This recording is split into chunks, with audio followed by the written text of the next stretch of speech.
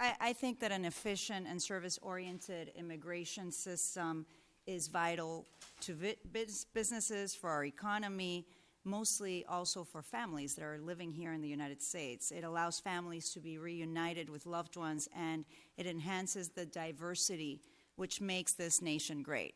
I am actually a naturalized citizen. I remember going through the process, and I'm so grateful that I was allowed that opportunity, but it did take years before we were eligible and allowed to become U.S. citizens.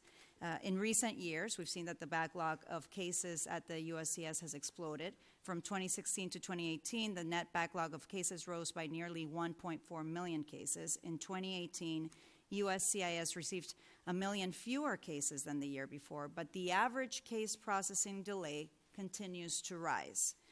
The staggering backlog of cases at USCIS has created challenges for businesses, universities, hospitals, and mostly families, like I mentioned.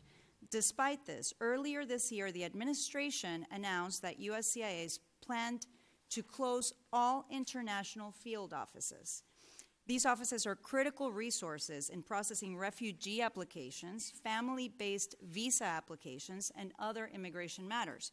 My district in Miami serves a large population of Cuban Americans.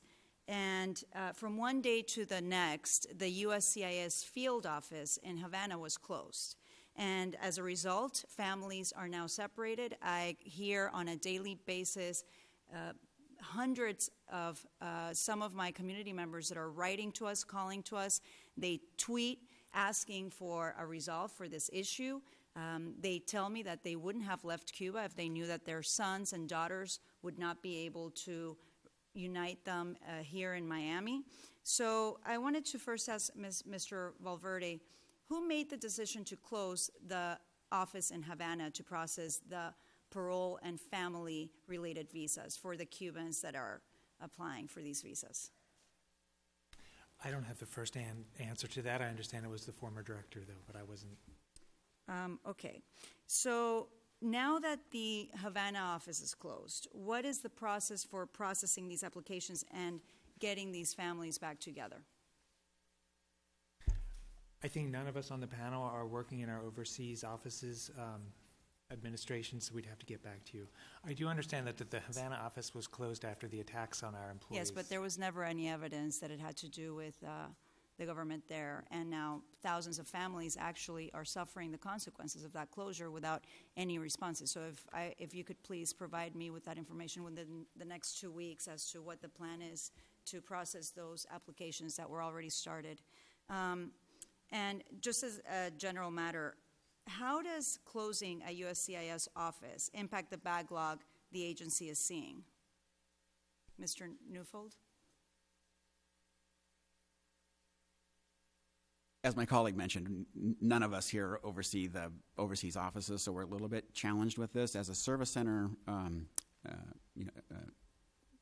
executive, I would anticipate that some of that work that is presently performed overseas may be coming to the service centers, and we would need to prepare for that. So, for instance, I'm aware that on occasion, family-based petitions might be adjudicated on site at a international office, and I would anticipate that that work would be coming to a service center instead.